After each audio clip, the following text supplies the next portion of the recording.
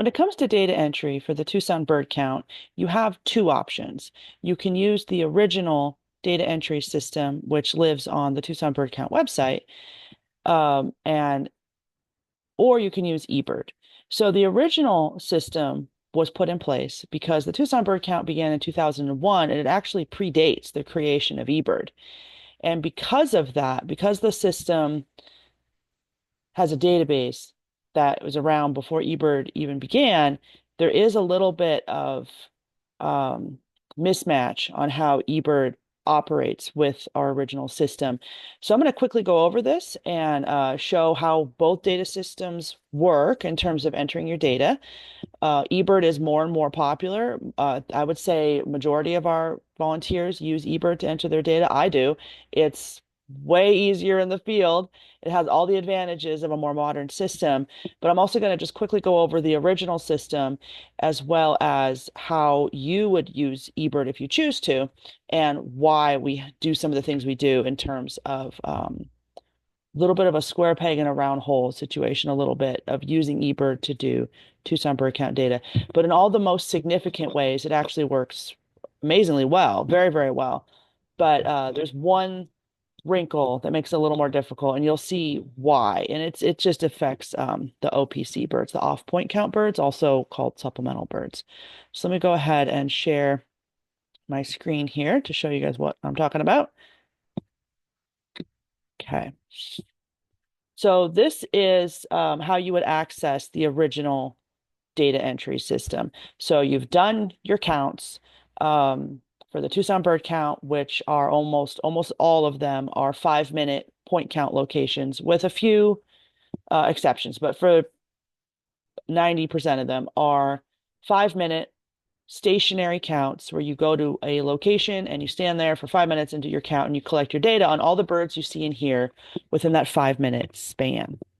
So when you want to do your data entry, you go to our website, which is tbc.tucsonbirds.org. And then we have a tab here for results and data entry. I also have a tab for TBC counter information, which has tons of information and details about what's involved in doing the count. But this tab here, results and data entry, it has some links to show you some of the results of the count, which is pretty cool to check out if you're interested. But it's this data entry tab here that's very important. And what you're going to do is you're going to hit that data entry link. And this is a more old-fashioned looking web interface. And this is because it's interfacing with the original Tucson bird count system that is predates a lot of modern technology. You know, it goes back to 2001. It was a well-built database. It's very solid. It works very well, but it doesn't have a lot of the new bells and whistles that more modern systems have. So what you're going to do is you're going to put in your information, and the login is exactly the information that I tell the database about who you are as a volunteer. So if it's not working for you, let me know.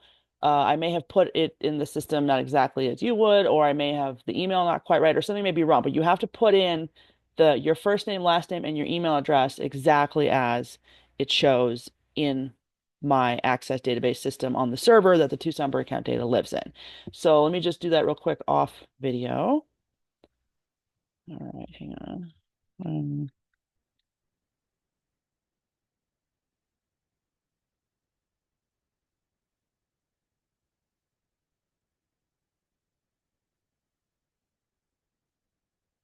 You can log in with the exact right information. And then once you do, you see this page. And I think this system's good. We've made some improvements on it in the last few years that have made it really quite good. So your route would show up, and you're going to tell it that you want to click this button here. You want to enter some observations, and you're going to tell it exactly where. Okay, so I'm doing this site. So most of the routes have multiple locations. You select which location. So 540.01 is the point count I'm going to enter data for. You pick the right count period. The most recent one defaults to the top. What is it? It's a point count. They're nearly all point counts. You do have a few transects, though, which is why we have the transect option. And transect just means like a moving count traveling along a route. And then you're going to put your name. And if there was anyone else with you, go ahead and put their names, just to keep track of our volunteers and what was going on. You're going to put the date of your count. Let's say it was today. And you're going to put the time of that particular point count location, which the data form asks you to log. So let's say it was 6:30. Status the same. Now, this is just if you had to move the point or something, but usually it's the same. Any notes you may have. So let's say there was like, I don't know, you know, lots of butterflies or something. It could be just a note about the survey, or there was traffic or construction or unusual road noise or something positive like, many flowers in bloom or whatever. But I'm just going to put test for now so that I know later to delete this one. Now, what you do then is you said create new visit, and then it goes to the next page, which then it's created that visit. It now has logged that you're at that point count location at that time and date and doing a survey. So then you go ahead and put your birds in. So let's say there was an eBird's towhee, and let's say the number, whatever you put on your data form, let's say there was 1. Now, supplemental are birds that happened either outside of the 5-minute time frame or birds that happened maybe between points, birds that you observed that were not part of your 5-minute timed survey. So in this case, we'll just say 0. But if you had a supplemental, you could. If you didn't have an eBird's towhee on the count, but you had a supplemental one, you could always do 0 and then 1. Okay, so this is just logging the birds you had on the survey, and then maybe some extra, if you had any extra birds that happened that occurred maybe after the 5 minutes or right before the survey started or between points. All right, so you say add species count to this visit. It's going to show it below. It added eBird's towhee. Let's say we also had a mourning dove, and you can start typing the name of the bird, and it should pop up pretty easily. It goes pretty quick once you get the hang of it. Let's say we had 2 mourning doves, and then 1 happened after the survey. Click the add the species count to this visit, and there they are. And they have edit and delete buttons if you need to edit them. Once you're done with that point, you hit done with this visit. It goes back to your point, and then back to that home page of yours, of the routes assigned to you, and you can hit enter observations again, and you can select the next point, whichever the next one is you want to enter. 54002, go through the date and time and details again, create new visit, and then you can enter your birds. So it's a really straightforward count. When you're done, there's no like log out or anything. I mean, I think you can log out. But anyway, it shows below here on this homepage. Once you select that route, it does show all of your different visits. So you can see that they logged, or if you need to go ahead and delete one, we don't allow users to delete. We have to delete. That's a functionality we kept separate for reasons of trying to make it so people don't accidentally delete stuff. But you can certainly edit it, and you can go back if you wanted to go back and finish entering counts. You can access it again and see the birds that were entered. And if you need to add a bird or change a bird, you can. So the system is a little old-fashioned in how it looks, but it's really very solid and very straightforward. So if you want to enter your data this way using the sort of normal, I don't say normal, just original, it's the vintage system of entering data. But more and more, I have people who want to use eBird because it's very convenient. It keeps that data. If you are like using eBird, it keeps your data in your eBird account. And it also has a smartphone interface that we do not have with this original system. This one has to be done on a computer. It has to be done on a PC. So, or through a website, I should say. You probably could through a tablet, but it has to be done on a website. It doesn't have an app. So if you want to do eBird, which many people do, what I need you to do is to, one, communicate with me. I have to know your username, not just the email that your eBird is associated with, but I have to know your username. We might be able to do it with email, but it's certainly better to do it with username.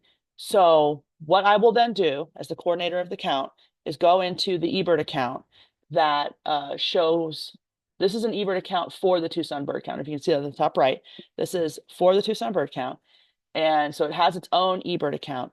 And what we did a few years ago was we went and entered points for every single location in the Tucson Bird Count. Let me go ahead and show you guys that. So this is how I want to explore. Shoot, hit the wrong tab. I want my eBird. I'm going to show you what I do when someone signs up with Tucson Bird Count, or they maybe adopt a new route, or anyway, that they want to be using Tucson Bird Count through eBird. So this is the dashboard of the Tucson Bird Count eBird account. And you go in here and I have all these checklists and we're going to manage the checklists. And some of the most recent ones that just happened have been shared with me. That's great. So what I do then is I go to date and time. And what I have here is checklists created that or what are called historical checklists. And we communicated with eBird. We partnered with them and found out exactly how to do what we had in mind. And they have a protocol for it. And what they want you to do is to date what they call, I don't know what they call them, but like a checklist that's not a real checklist that's being used as a placeholder.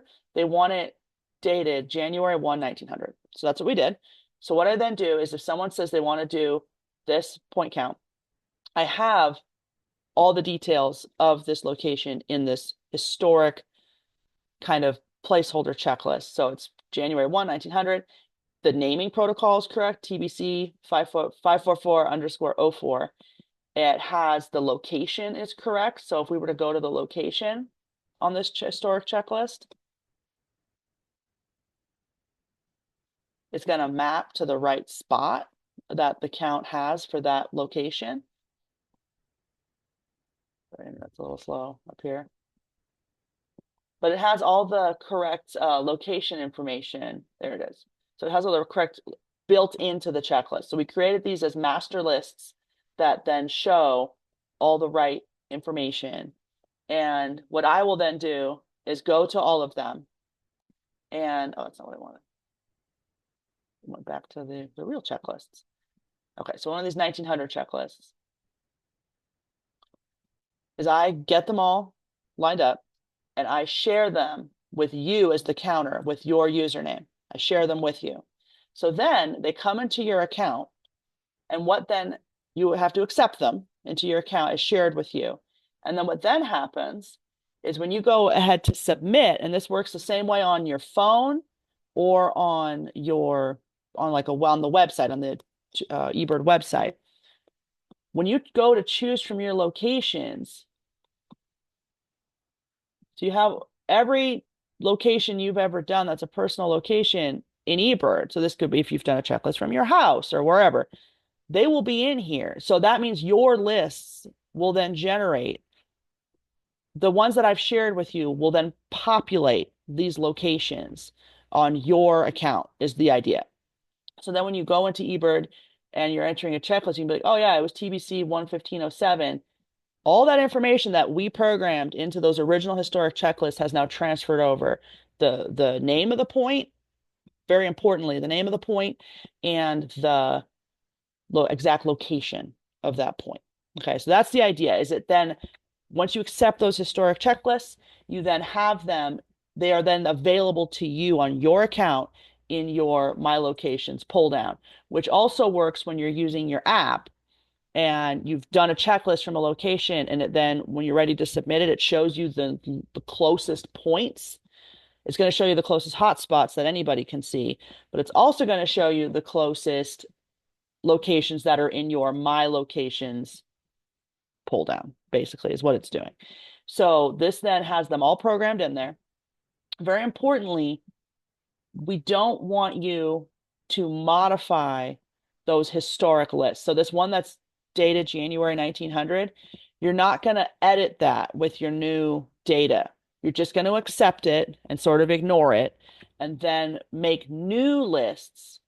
You're going to then make brand new checklists that will utilize the information that your account now has because that list was shared with you and that you accepted it.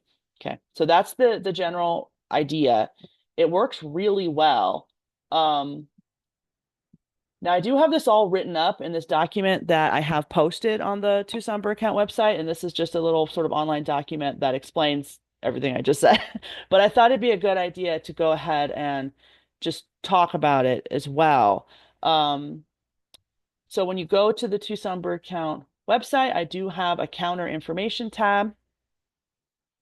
And when you're looking at that, I have a little video here on what is the overview of the Tucson Bird Count. And I have a lot of documents shared, linked to here. The surveyor instructions and a deer participant letter. These are we've done them since the beginning of the count, and they're good. We do keep them updated with new information. Data sheet. This is if you want to use a paper form in the field, and they can be quite good, especially if you're going to use the original system. Um, and then I have a couple versions of the data sheet, as well as have a bird survey in progress sign. Let me just show you what this looks like. This is just a document.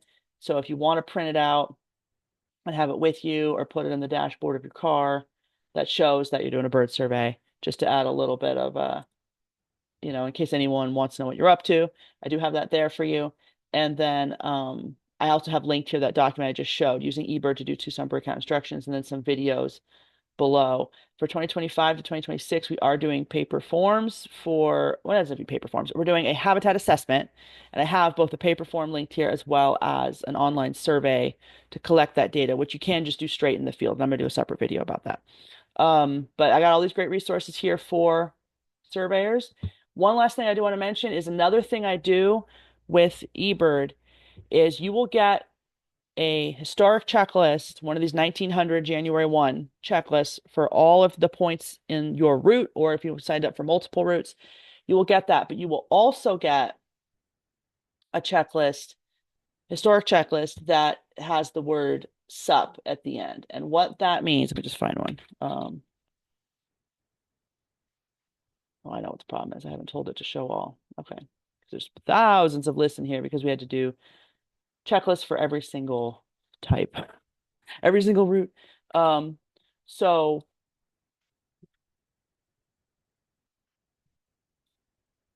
oh wait, there's no dash. Okay, so I also will share one with you that ends in sup. And what these are meant to be is showing you this is where you will enter extra birds. So in that original system that I showed you of the original Tucson bird count, where you could put in, I had one Abert's towhee on the count and I had one supplemental bird. There's no good way to do that on eBird. So what we came up with to fix this incongruency is we created a separate location, and they're usually kind of towards the center of the route. And it's where you can make a checklist. If you had extra birds that you saw along the route that and this is not meant for all the sort of like common birds.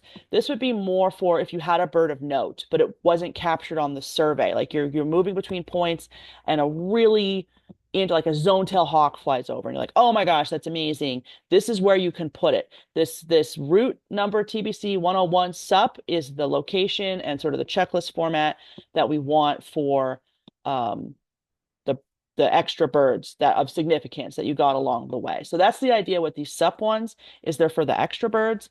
It's totally optional, but it's just a way to capture really cool sightings or just interesting things that happen along the way. So this would be, for instance, this could be like a 45-minute checklist because this would be throughout the morning, or it could be like a 3-hour checklist, or you could submit multiple ones if you had, if you split your route over 2 mornings, you could do 2 of these, submit 2 checklists from this location, this route sup, meaning supplemental extra birds.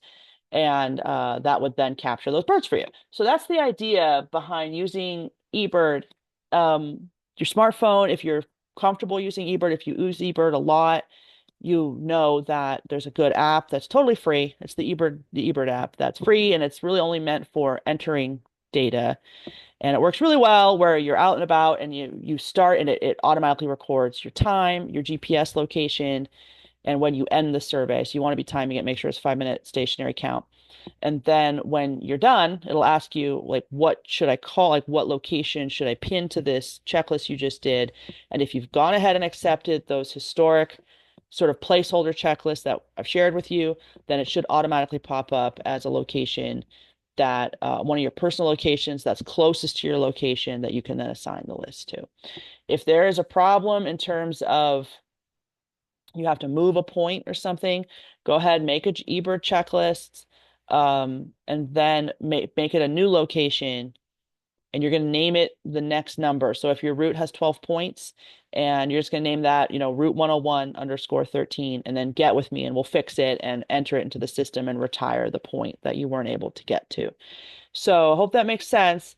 If you have any issues, please let me know, and I'll get back to you as quick as possible. But eBird's a great option for doing this count. It works really well, and we have built an online system.